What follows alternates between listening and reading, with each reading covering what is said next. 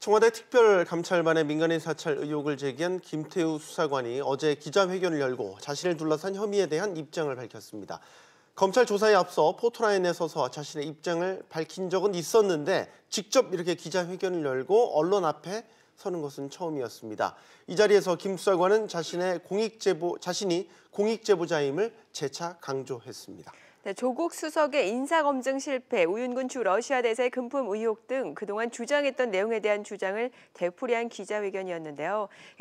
김태우 수사관의 기자회견이 불러올 후폭풍과 또 영장 실질 심사를 앞둔 양승태 전 대법원장 관련 내용까지 오늘 세명대 교양학부 이상휘 교수, 법무법인 이경의 최진영 변호사 두 분과 짚어보겠습니다. 어서 오세요. 안녕하십니까. 네, 안녕하십니까. 자, 김태우 수사관 기자회견 내용부터 짚어보겠습니다. 이 교수님, 네. 어떻게 보셨습니까? 독립의 재확보죠. 지금 여론의 관심에서 점차 멀어지고 있으니까 이걸 다시 환기시켜야만이 본인이 공익제보자라는 부분을 강하게 관철시킬 수 있다. 이런 점에서 기자회견을 했다 볼 수가 있죠. 네. 자, 최 변호사님 보셨죠? 네. 그렇습니다. 지금까지의 어떤 그 공익제보 논란에 있어서 나는 확실히 공익제보자라는 것을 각인시키려고 하는 것 같고, 다만 기존에 있던 것에서 재확인하는 차원에 있었는 것이지 이른바 새로운 그 강한 한방은 조금 없었다는 점에서 앞으로의 어떤 추가적 제기하기보다는 기존에 있는 본인의 입장을 다시 한번 재확인했던 그런 자리가 아니었나 생각을 합니다. 네. 그러면은 공익 제보자라고 보십니까? 결론적으로 얘기했을 때 예. 정치적인 의미에서는 공익제보자라고 보는 것이 맞겠죠. 다만 공익제보자 보호에 관한 법률상의 법적 의미에서의 공익제보자인지 여부는 조금 살펴봐야 되는데요. 분명히 어떤 공익제보자로서의 요건을 갖춘 것은 상당 부분 맞지만, 다만 절차적 측면에서 원래는 이제 국민권익위원회라든가 수사기관에 이런 걸 제보를 해야 되는데 그런 것이 아니고 본인이 어떻게 언론에 제보했는 이런 부분 절차라든가 아니면은 다른 어떤 그 공정거래법이라든가 이런 특정한 법이 아니고 형법상 직권남용 부분, 이 부분이 법적인 범위 내에서 포함된 것은 아닙니다만 큰 좀 더 넓게 어떻게 보면 공익제보자의 법률을 좀 더 확장해서 제보자를 보호한다는 그런 취지에서 봤을 때는 또 여전히 공익제보자라고 볼 수 있는 법으로도 해석할 여지가 있기 때문에 아마 그렇기 때문에 어떻게 보면은 아직까지 검찰에서 구속영장을 청구를 하지 않는다든가 그런 부분이 사회적 전방적인 어떤 분위기를 반영하는 것 같습니다. 네. 어제 보면은요, 변호사들을 대동해서 기자회견을 했습니다. 이게 이제 철저하게 나는 공익제보자라는 그런 명분을 강하게 하기 위한 것이거든요.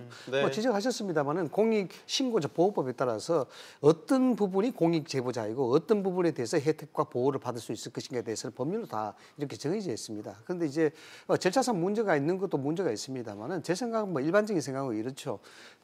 동계의 어떤 수수성보다도 공익성 제보의 그 내용이 어떤 것이냐라는 것입니다. 그런데 그 내용을 보면은 대체적으로 본인의 사익이라든가 본인의 일탈을 감추기 위해서라는 것이라는 부분도 해석이 네. 될 수 있지만 네. 대체적으로 정부 그리고 국정, 공공의 이익과 관련된 부분들이 상당히 많기 때문에 공익 제보자는 부분의 환기, 즉 여론이 어떻게 받쳐주냐에 따라서 이 부분이 반영될 여지가 크고 적다라고 판별할 수 있기 때문에 김태우 전 수석관의 입장으로서는 이걸 다시 여론을 불러일으킬 수 있는 그런 방법이 절실하다, 그런 점에서 이제 기자회견을 한 것이다, 이렇게 볼 수. 네, 지금 이제 김태우 수사관을 둘러싼 혐의들, 의혹들 여러 가지가 있습니다.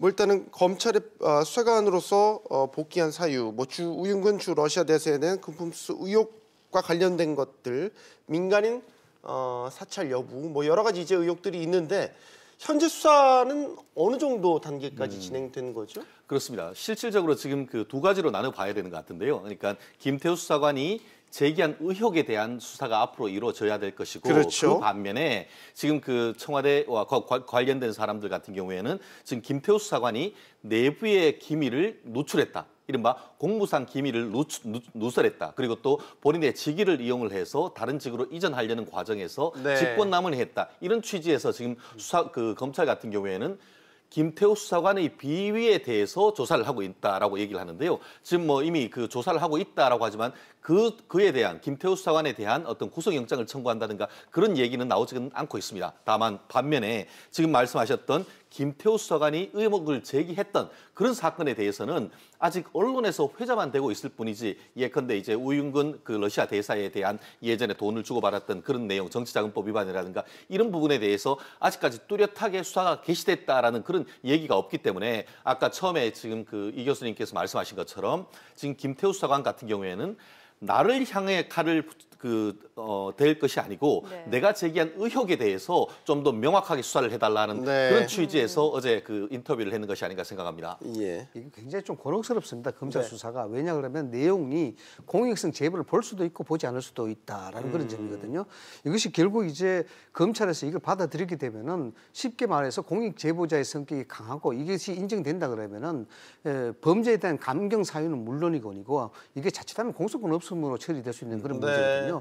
이렇게 처리될 수 있기 때문에 이에 대한 파장이 굉장히 심각하다는 겁니다. 그래서 이 부분에 대해서는 검찰 수사가 좀 더 지지부진하게 나타날 수밖에 없는 그 이유 중에 하나가 바로 그런 이유다. 이렇게 이제 해석을 할 수가 있는 거죠. 예. 네. 자, 지금 검찰 수사와 별개로 김태우 수사관은 이번 기자회견을 통해서 저희가 또 두 분께서도 언급해 주셨던 대로 자신은 공익신고자다 이 프레임을 굉장히 확실하게 하려는 것 같아 보입니다. 자, 그러면서 더 강조한 부분이 조국 민정수석과 관련된 내용입니다. 반부패 비서관실은 조국 민정수석에게 충성하는 분위기였다 이런 주장 아니겠습니까? 그렇습니다. 예. 그 같은 회식을 하면은 그 자리에서 조국 민정수석이 있는 데서 조국을 위하여라고 하면은 민정아 사랑해 이런 건배사를 했다라고 얘기를 하면서 네. 그렇게 하면서 이제 반부패 비서관 같은 경우가 말은 조국을 그 나라를 사랑한다라는 취지지만 사실상 이 조직 논리로서 조직의 수장이었던 민정수석인 조국 수석에 대한 어떤 그 충성을 맹세했다. 그리고 나아가서 단순한 그런 그 수사를 넘어서 그 당시에 이제 지금 요즘은 그 옷을 벗었습니다만 임종석 비서실장의 내부 비리 같은 것도 확인해서 와라라고 해서 개인에 대한 어떤 그 충성을 강조했다라고 하는 것 같은데요. 사실 뭐 첫 그 회식에서 그와 같은 것은 사실 수장에 대해서 어느 정도 그 재밌게 하기 위한 그런 의미로 읽혀집니다. 다만 네. 그럼에도 불구하고 내부적인 권력 어떤 투쟁이 있었을 가능성도 미뤄 짐작할 수 있는 그런 부분이 있기 때문에 만에 하나 정말 물론 뭐 그 부패 비서관실 같은 경우에는 공직에 비리 있는 분들은 찾아야 되는 것이기 때문에 본인들이 할 행위를 이 비서실장에 대해서까지도 깨끗하게 찾아와라. 그런 어떤 그 합당한 절차를 얘기를 할 수도 있습니다만 거꾸로 어떻게 보면은 그 부당한 지시를 했다라고 볼 수 있는 여지가 있는 그런 부분이라서 네. 의혹이 제기되고 있는 그런 상황인 것 같습니다. 이상희 교수님 청와대에 계셨기 때문에 누구보다 분위기를 잘 알고 계실 것 같은데요. 어떻게 보십니까? 충성 경쟁?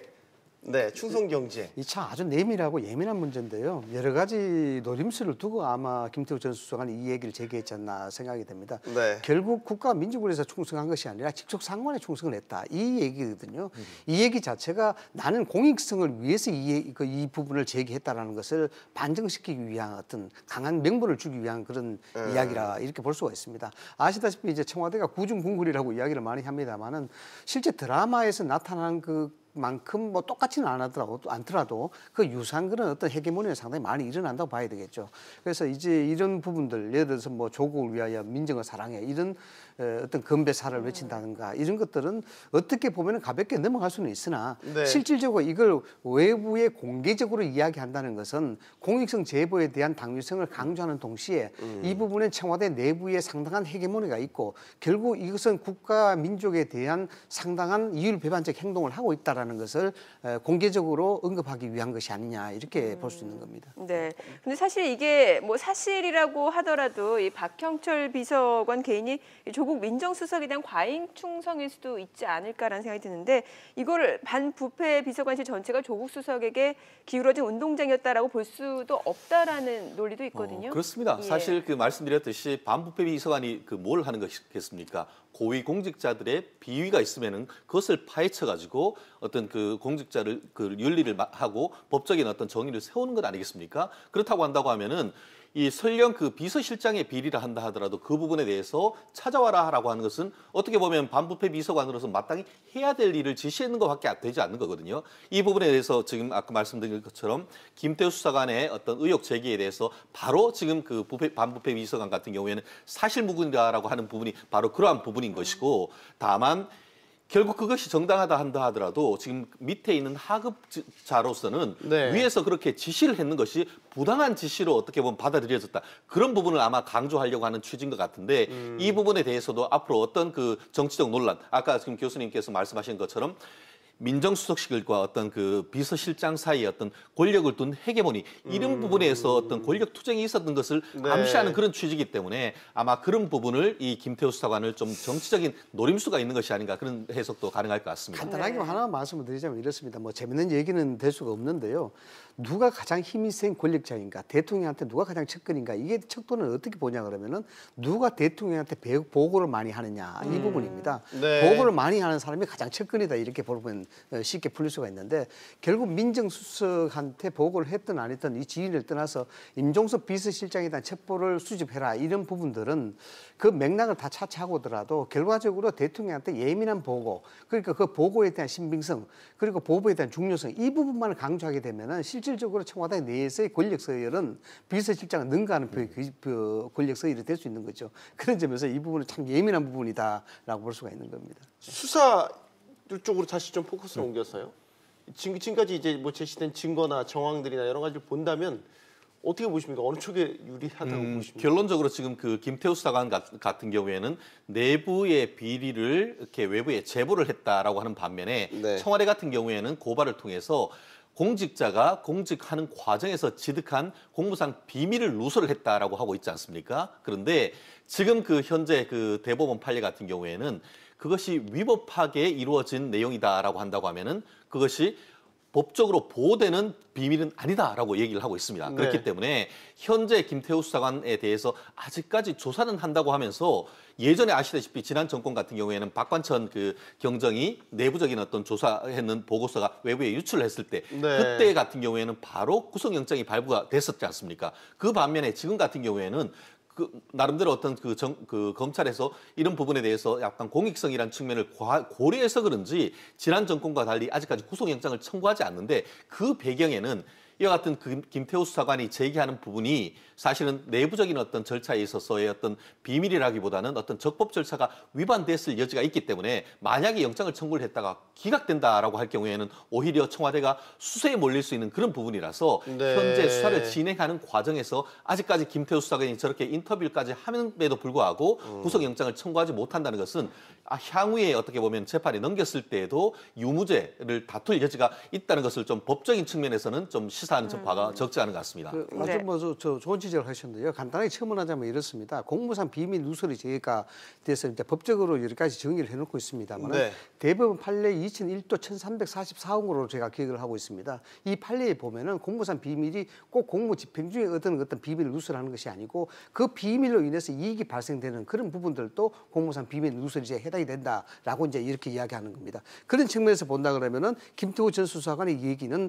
공무상 비밀 누설죄에 해당이 됩니다. 그러나 네. 검찰 수사에서 이렇게 좀 곤혹스럽게 느껴질 수 있는 이유 자체가 뭐냐면은 이게 레코드가 있다는 겁니다. 어떤 레코드냐 그러면 예를 들어서 민간인 사찰 같은 경우에 전 정부에서 이미 단죄가 됐던 부분입니다. 죄로 됐다는 것이죠. 그래서 지금 김태호 전 수사관이 이야기하는 민간인 사찰이라든가 여러 가지 불법적 사실에 대해서 이야기하는 것들을 공익성 제보를 받아줄 수밖에 없는 그런 레코드가 돼 있다는 겁니다. 전 정부는 이렇게 해서 단죄했는 그런 부분인데 같은 성질의 것을 제기했는데 이것을 공익성 제보로 이야기하지 않는다는 것도 굉장히 문제가 될 수 있다는 것이죠. 알겠습니다. 네. 자, 이제 양승태 전 대법원장 영장 실질 심사로 넘어가 보겠습니다. 내일부터 심사가 진행이 되는데 사실 어떤 판사가 맡게 될지 법원에 굉장히 불편한 기류가 흘렀는데 어떻게 지금 진행이 되고 있습니까? 그렇습니다. 그 23일 오전 10시에 서울중앙지방법원에서 양승태 전 대법원장과 박병대 전 행정처장 한마디로 전 대법원장의 그 사법부의 넘버 1과 넘버 2에 대해서 동시에 서울중앙지방법원에서 구속영장 실질 심사가 이루어진다라는 것인데요. 아시다시피 이미 한 달여 전에 이 그 박병대 전 그 법원 행정처장에 대해서는 영장이 기각됐었습니다. 그 이유가 범죄에 대한 소명 그리고 또 공무관계에 대한 소명이 부족하다라는 취지였었는데 네. 한 달간 보강 수사를 하고 그 가운데 더불어서 양승태 대법원장에 대해서 한 2, 3회 그 소환 조사하는 결과 드디어 그 영장을 청구를 했는 것 같은데요.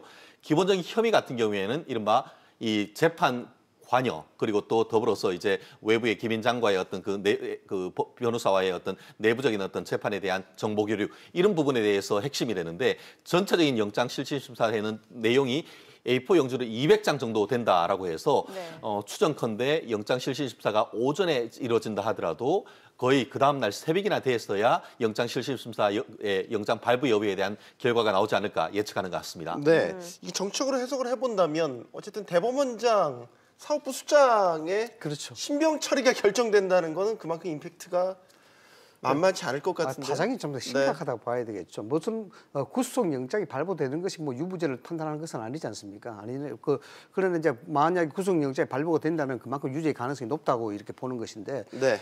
결국 뭐 우리가 굳이 사건 분립을 이야기하지 않더라도 사법부의 수장인 대법원장이 구속이 된다 그러면은 이 사안 자체가 정치적으로 미치는 파장이 크다. 그 가장 큰 예로 뭐냐 그러면 재판 거래 의혹으로 이러한 어떤 구속이 되는 사유가 됐었는데 그동안 진행됐던 그런 재판들에 대해서는 정당성이 굉장히 훼손이 될 수밖에 없습니다. 그래서 여러 가지 사회적으로 여기 재판에 대한 불신임 이런 기류들이 굉장히 크게 나타날 것이고 네. 또 진행되었고 결과가 나타난 그런 재판의 과정조차도 불신임하는 그 예를 들어서 뭐 쉽게 이야기하면 재심 청구라든가 뭐 이런 어떤 형태의 재판을 불신임하는 형태가 사회적으로 굉장히 크게 일어날 가능성이 크다. 뭐 이렇게 짐작을 할 수가 있는 겁니다. 네. 네. 자, 지금 연일 이슈를 몰고 다니는 손혜원 의원 이야기도 좀 해보겠습니다. 일단 검찰은 손혜원 의원 투기 의혹과 관련해서 수사에 착수했는데 어디서부터 어떻게 보겠다는 겁니까? 그렇습니다. 현실적으로 지금 여러 군데 그 시민단체에서 뭐 그 예를 들어서 남부지방검찰청 에 대해서도 고소고발이 이루어졌는 것이고 서울중앙지방검찰청에서도 고소고발이 있어서 어느 쪽에서 할지는 아직까지 명확하게 결정된 건 아닙니다. 다만 지금 현재 시민단체에서 직권남용 그리고 공무상 비밀 누설죄로 해서 고소해 있는 사건에 대해서 이제 수사를 착수한다라고 얘기를 하고 있는데요. 네. 아시다시피 지금 같은 경우에는 이 의혹이 그 시민단체 의혹은 뭐냐면은 목포에서 그와 같은 그 지구를 어떤 정해서 그 지구를 정해서 지원을 하는 것에 대해서 내부 정보를 미리 알면서 투자를 했고 더불어서 그 지구를 그 정하는 과정에서 본인이 어떤 그 특히 이제 문화체육관광위원회 여당 간사로서 부적절한 어떤 그 영향력을 행사했는지 그 부분에 대해서 지금 조사를 하고 있는데요.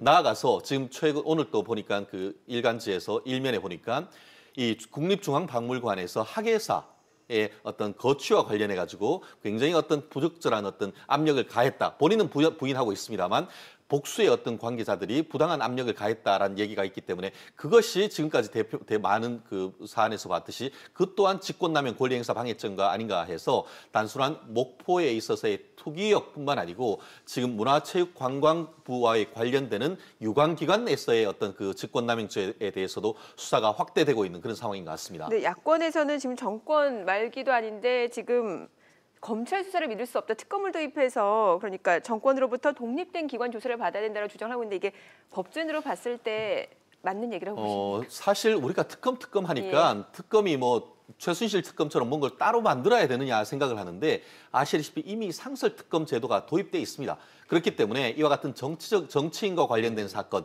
정치적 사건인 경우에는 상설 특검법에 따르는 특검을 하면 되는 것입니다. 그렇기 때문에 지금 무슨 뭐 누구 특검을 해서 하는 절차를 따를 필요도 없이 기존에 있는 검찰과는 또 다른 상설 특검법에 따르는 특검을 한다고 하면은 여야의 어떤 그런 그 공방을 할 것도 없이 그냥 할 수가 있는 것입니다. 그렇다고 한다고 하면은 상설 특검법을 만들어 놓고도 아직까지 유명무실화하는 그런 상황이라고 한다고 하면은 이번 계기라고 해서 상설 특검법을 한번 해보는 것도 나름대로 의미가 있고 그걸 통해서 특히 그 손혜원 의원 같은 경우에는 아시다시피 자기의 전 재산과 또 자기 의원직까지 걸었고 그렇다고 한다고 하면은 결국 제3의 어떤 그 독립된 특검을 통해서 어떤 검증을 한다고 하면은 본인도 빠른 시간 내에 다시 여당으로 복귀할 수 있는 계기가 되지 않을까 생각합니다. 네, 예. 뭐 특검에 대해서는 본인도 뭐 수사를 받겠다는 적극적인 의지가 있기 때문에 그럴 바엔 차라리 특검으로 의혹을 더 깨끗하게 그렇습니다. 하는 게 낫지 아시다시피 않겠나? 뭐 최순실 특검이라든가 아니면 두루키 특검 그런 식으로 공방을 해서 만들 필요가 없습니다. 아예 현재의 상설 특검법이 있기 때문에 그 내용에 따라서 한다고 하면은 굉장히 빠른 시간 내에 이것도 특검을 네. 기존에 있는 상설 특검으로 충분히 해결 가능하지 않을까 생각합니다. 교수님, 네. 야권은 지금 뭐 공세 수위 뭐 연일 수위를 높이고 있습니다. 어떻게 보면 이제 국정조사 얘기 나오고 있죠. 탈당을 했는데도 불구하고 탈당 효과는 거의 찾아보기 힘든 그러게요. 게 예. 현실인 것 같고요. 어떻게 보십니까? 탈당 효과를 찾아볼 수가 없죠. 그 순수성에 대해서 의심을 할 수밖에 없습니다. 왜냐 그러면은 홍영표 대표가 탈당 기자회견에 옆에 서 있었기 때문입니다. 네. 그래서 그거는 일종의 연대 보증을 하겠다는 것이거든요. 향후에 손혜원 의원에 대한 조사 이 과정, 이 부분에 대해서 손혜원 의원이 주장하는 정당성, 이 부분을 우리 당에서도 충분히 인정하고 있다. 이런 메시지를 준 겁니다. 그렇기 때문에 탈당에 대한 순수성이 없다라고 이렇게 보는 거죠. 네. 정책으로 야당은 뭐라고 봐야 될까요? 그러니까 공세 포인트를 하나 더 잡았다라고 보면 되겠습니까? 그러니까 야당의 입장으로서는 이 부분에 대해서 크게 이제 여론을 부각시킬 수밖에 없는 그런 입장이죠. 그래서 이제 국정조사를 지금 이야기하고 있는 상황이고 또 이 사안 자체가 탈당을 했으니까 사실상 눈에 보이는 장벽이 없어진 것이거든요. 이렇기 때문에 야당으로서 다른 야당, 이제 예를 들어서 민평당이라든가 바른미래당이라든가 이런 소수 야당으로부터 협조적 자세, 그러니까 협조적인 어떤 분위기를 만들어 갈 수 있는 소지가 굉장히 높아졌다 이렇게 봅니다. 그러면 그 반면에 이제 여권은 굉장히 곤혹스러워지는 것이죠. 대통령 지지율이나 당 지지율에도 악재다. 굉장한 이렇게 악재죠. 지금 뭐 여론조사에 일부 소폭 하락장세를 두고 있습니다만 이게 사실 국정 신뢰도와 경제와의 관계가 아주 밀접합니다. 밀접하기 때문에 이 경제에서도 상당히 영향을 주리라고 저는 그렇게 봅니다. 왜냐하면은 국정에 대한 지지도가 높다는 것은 국정 정책에 대해서 신뢰도가 높다. 그렇기 때문에 시장이 활성화되고 투자가 활발하게 일어날 수 있는 것이죠. 그러나 이러한 사건들로 인해서 지지도가 떨어지는 추세가 이어진다 그러면은 당연히 투자라든가 이런 것들은 관망세로 돌아갑니다. 특히나 이제 손혜원 의원이 갖고 있는 이 사안에 대한 핵심, 이 핵심이 뭐냐 그러면은 네. 실질적으로 도심 재생과 개발에 대한 어떤 대립적 관계입니다. 지금 예를 들어서 뭐 담벼락에 그림을 잘 그렸다 해서 도시 재생이 되고 잘 살게 되느냐 이건 아니거든요. 지금까지 문재인 정부가 진행했던 도시 재생 사업 이런 부분들이 손해원 사건 자체가 이것이 도시 재생보다도 건대 문화 유산 뭐 이런 게 국한이 됩니다만은 근본적으로 도시 재생과 관련이 있기 때문에 이 부분에 대해서 어떤 상황에 대해서 방향이라든가 이런 것들이 다시 한번 이견이 대립이 되고 다시 한번 뭔가 보완이 돼야 된다라는 그런 어떤 의견들이 경제적으로 상당히 일어날 가능성이 높다고 봐야 되는 겁니다. 알겠습니다. 자, 김태우 수사관부터 손혜원 의원 공방까지 알아봤습니다. 이상희 교수, 최진정 변호사였습니다. 두 분 고맙습니다. 잘 들었습니다.